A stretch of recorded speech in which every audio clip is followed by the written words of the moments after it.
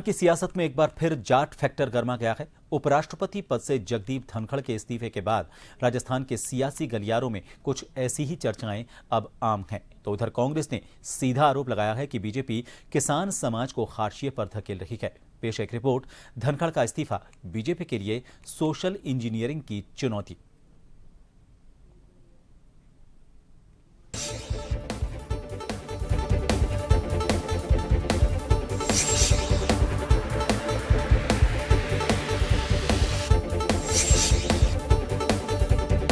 उपराष्ट्रपति पद से जगदीप धनखड़ ने इस्तीफा दिया तो देश की सियासत का पारा हाई होता दिखाई दिया। लेकिन इस बीच धनखड़ का राजस्थान से ताल्लुक होने के नाते यहां से सियासी पारे ने जोरदार छलांग लगाई। शेखावाटी के साथ साथ हर राजनीतिक खेमे में इसकी चर्चा अब आम है। कांग्रेस प्रदेशाध्यक्ष गोविंद सिंह डोटासरा और पूर्व मुख्यमंत्री अशोक गहलोत ने तो बीजेपी पर किसान कौम की अनदेखी करने का आरोप लगा दिया है।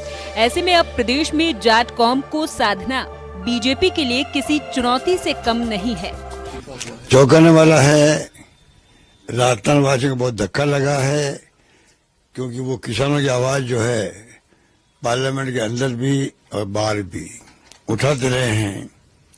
और घटना क्रम भी ऐसा चला है कि लोग चौंक गए, देशवासी।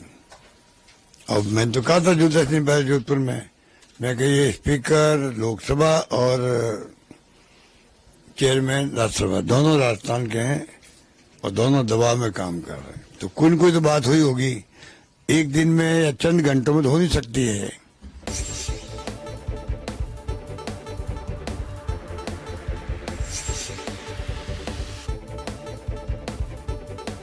कांग्रेस पहले भी जाटों को लेकर बीजेपी पर भेदभाव करने और उन्हें हाशिए पर रखने के आरोप लगाती आई है। लेकिन अब जगदीप धनखड़ का इस तरीके से उपराष्ट्रपति पद से इस्तीफा देने के बाद प्रदेश से बीजेपी की राजनीति में किसी भी प्रमुख पद पर नजर डालें तो जाट नेता को ऐसी जिम्मेदारी नहीं दी हुई है। बीजेपी में सत्ता और संगठन प्रमुख में से कोई भी जाट नहीं है, जबकि कांग्रेस में संगठन की कमान जाट नेता डोटासरा के पास है।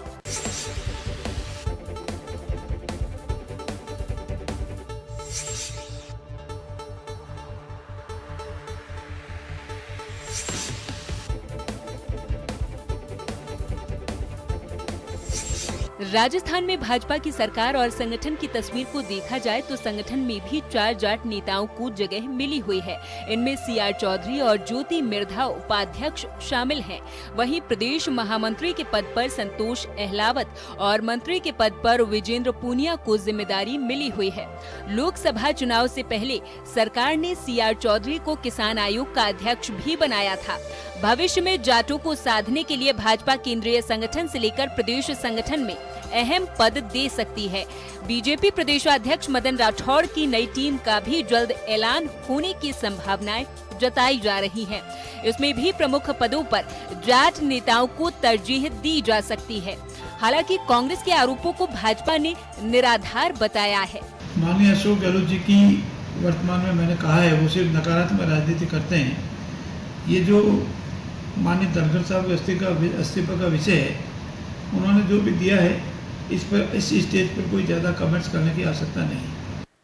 पिछले राजस्थान के विधानसभा और लोकसभा चुनाव के नतीजों को देखा जाए तो आंकड़ों के आधार पर ये कहा जा सकता है कि बीजेपी को विधानसभा चुनाव में जाटों का पूरा साथ मिला है, लेकिन लोकसभा चुनाव में जाट पार्टी से छिटके नजर आए। यही वजह रही कि भाजपा जाट बाहुल्य सीटें सीकर झुंझुनू, चुरू, श्री गंगानगर और बाड़मेर हार गई। हालांकि विधानसभा उपचुनाव में पार्टी ने झुंझुनू सीट जरूर जीती है।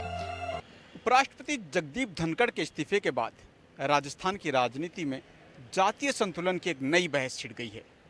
अब बीजेपी खेमे में खासतौर से ये देखा जा रहा है कि केंद्र की राजनीति में एक बड़ा चेहरा किसको लिया जाएगा। हालांकि अगर देखा जाए भजनलाल सरकार में तो मंत्री पद पर भी 4 चेहरे ऐसे शामिल हैं जो कि जाट समुदाय से आते हैं। ऐसे ही भारतीय जनता पार्टी के कार्यकारिणी में भी 3 चेहरे शामिल हैं, लेकिन कद्दावर नेता के तौर पर और राष्ट्रीय नेतृत्व के तौर पर अब कहीं ना कहीं जाट चेहरे की कमी खलेगी। अब देखना होगा कि आखिरकार भारतीय जनता पार्टी इसको कमी को पूरा करने के लिए क्या कदम उठाती है। सहयोगी सुशील यादव के साथ अनिल सेन, जन टीवी जयपुर।